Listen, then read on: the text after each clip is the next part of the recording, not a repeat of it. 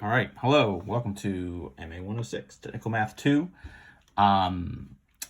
The course in general is going to cover a lot of math, surprisingly or not. It's obviously related to automotive topics, and so we're going to be sort of tying different sort of Tech Math 1 and sort of other similar topics to the automotive world and trying to sort of make some connections there. The first chapter in our book is about geometry, different geometry examples. Geometry is one topic that didn't really get covered in MA 105. And so this would be, in some sense, some new stuff that we'll be sort of building on. Obviously, from a practical sense, geometry, right? Any sort of like shapes and figures are things that happen all the time, sort of out in the quote-unquote real world.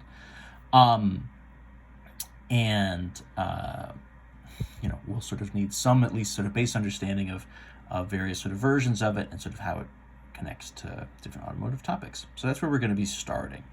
The book is broken up into skills, so each chapter, right, covers a different topic, and then within the chapter there will be different skills. So the first skill in the geometry section is all about angles. Angles we care about because what angles measure is rotation, right? So if you think of like feet or inches or centimeters or something, right, you're sort of measuring a distance, right, from like point A to point B. What you're measuring when you're measuring angles is you're measuring rotation, right? So you're sort of measuring a circular motion, right? So rotation would be sort of spinning around in a circle, right? This is obviously very important to cars, just from the sort of basic fact that cars run on wheels. Wheels spin, right? So the spinning of the wheels sends the car down the road.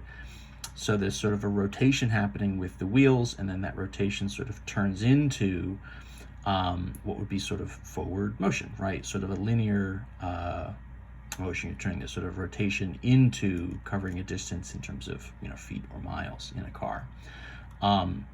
Also, to a certain extent, obviously, within the engine, right, what's happening is you're taking, within the cylinder, you're taking this sort of up and down movement of the pistons. And so within the engine and the transmission, what's happening is that up and down movement is transformed into the rotational movement, right, the spinning that the wheels do. So starting with angles and sort of just starting with rotation a little bit, sort of as a reference point for then jumping off to some other geometry things. So that's where we're going to pick up. In theory, right, so what I'm going to do is I'm going to sort of talk through some stuff from the book, and I'm going to do some extra examples. Formally, right, angles are created by intersecting line segments. If I sort of draw a quick angle, right, a lot of the times you'll sort of see something like this, right? You've got two different line segments, right? So meaning these lines here with the arrows on the end.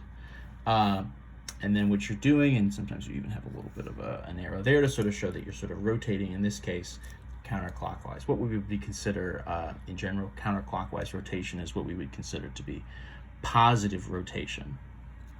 And so what we're going to sort of do here is say, so we need to sort of measure this rotation. An interesting thing that happens when we rotate is at some point you actually end up back where you started, right?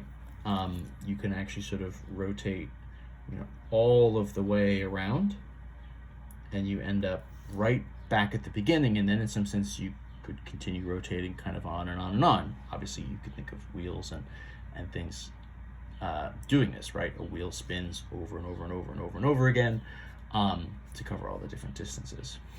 So what we're going to use then as sort of a base measurement for our rotation, for sort of our angle measurement, is degrees. And what we're going to use here is 360 degrees is going to be the measurement for once all the way around, right? So if you're going to rotate once all the way from your starting point back, to that same point, you've gone 360 degrees. So rather than having something, right, so a foot is a certain size, an inch or centimeter is a certain size, you need these base units, right, before you can sort of define how big something is. You need some sort of like point of reference. And so for us, for rotation, the very, very natural thing is to just say, well, once all of the way around is going to be what we call 360 degrees. You can do a couple quick sort of just like back of the napkin kind of calculations, right? A half rotation would then be sort of 180 degrees.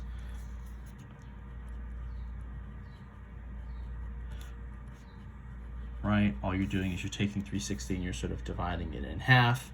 Right? 1/3 of a rotation, if you divide by 3, 360 degrees divided by 3 would be 120 degrees, right? And so the idea here is that you can start to, right, once you get 360, you can start to sort of break different amounts of rotation down and find sort of the degree measurement for that. So if I just do a quick kind of talk through of these sort of first example from the book, right? The idea here is, you know, if we sort of give you a certain amount of rotation, we want you to be able to sort of find, you know, what's the angle that sort of represents it, right? So in this case, if we talk about things in terms of a partial rotation, right, or a partial revolution. So in this case, determine the measure of an angle in degrees represented by 1/4 of a revolution. The setup here, you could think of it two different ways. The way it's sort of written here in the book, and this makes sense from sort of a units perspective, is if you have sort of 1/4 of a revolution, you can multiply by what would essentially be a unit. This idea of, right, so 360 degrees per revolution, right, is like one whole. That's essentially our like unit value here, right? One revolution is 360 degrees. So what can happen is that you can actually sort of take this setup, 1/4 revolutions times 360 degrees over 1 revolution. This is just like in 105 when you would do different sort of unit conversions. You're essentially just canceling out revolutions to revolutions. You get sort of 1/4 times 360, obviously gets you 360 over 4, which is 90. In theory, right, you know, as you get more and more comfortable with this, you might even be able to sort of just jump to this step. If you're saying, you know, 1/4 of a revolution, you can sort of just say, okay, well, that's 360, right, divided by 4 would kind of get you your 90 degrees. You can do that, or you can sort of do the full setup like we've just done here. Either one of those things is totally fine, and they all work. If I was going to run a couple extra examples, let me get my sheet over here. Give me just a second. Right. So what is the measure of an angle represented by some of these other revolutions, right? So 5/6 of a revolution or rotation, 3/10, and then 1 3/4 rotation. So you could even do this kind of a thing if you're going around more than once. So all I'm going to do is sort of for each of these, I'm essentially just going to set up a quick little multiplication, right? So this is sort of 5/6 of a rotations times what would be, right, 360 degrees over 1. I'm sort of dropping my units off when I'm doing these calculations. I may be running them just a little quick. In theory, right, this is sort of 5/6 of a rotation times 360 degrees per every 1 rotation, right? So all we're doing here is just a little fraction math. The idea here, of course, is I would do the division first. 6 goes into 360. It's going to go in there evenly. 6 into 360 would be 60 degrees. So that would be kind of 5 over 1 times this is going to end up being 60, right? And then 5 times 60 degrees would be 300 degrees. So finding the answer there is a relatively fast, just sort of fraction arithmetic problem. We can sort of do this by, you know, obviously sort of multiplying by this fraction and sort of getting our answer that way. If I use the same setup for letter B, 3/10 of a rotation, you know, if we sort of mentally think about this a little bit, 5/6 is sort of almost all the way around, so it makes sense that we'd end up here at 300. 3/10 is going to be obviously less than half of the way around. So this is going to be something half of the way around is 180. So this should be obviously less than 180, probably closer to 100, but I guess we'll have to see. The math here, 10 into 360, that actually goes evenly, right? This would be sort of 3/1 times, it would just be 36. 3 times 36 is going to be what, 90? 3 times 30. 6 times 3 is 18, so 90 and 18 would be 108 degrees. So using our units there, right, our sort of final answer is in degrees, so we'll kind of mark that.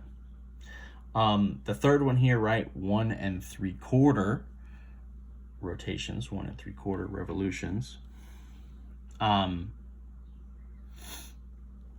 just making sure this is visible. So what we need to do there as sort of a first step is convert.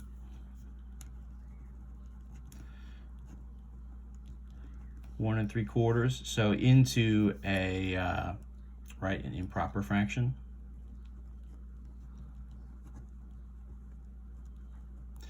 Four times 1 is 4 plus 3, so that would be 7/4, 7/4. Times our 360, right? If we're talking about doing any multiplication with a mixed number, we have to do that conversion first. There's no way around it. We kind of know already, once we have this up, we sort of did in the book, right? 360 divided by 4 is going to leave us with 90. So this would be 7/1 times 90 degrees. 9 times 7 is 63, so 7 times 90 must be 630 degrees.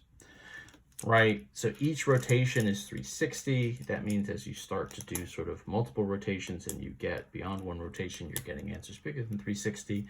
And you can start to imagine, especially in sort of a car context, why we would maybe measure things more, or at least we would sort of talk about them a lot of the times in terms of rotations, rather than degrees, right? Once around is 360, and if you think about, especially in a car context, how many times a wheel is spinning, wheels, of course, in the engine, right? They spin like crazy.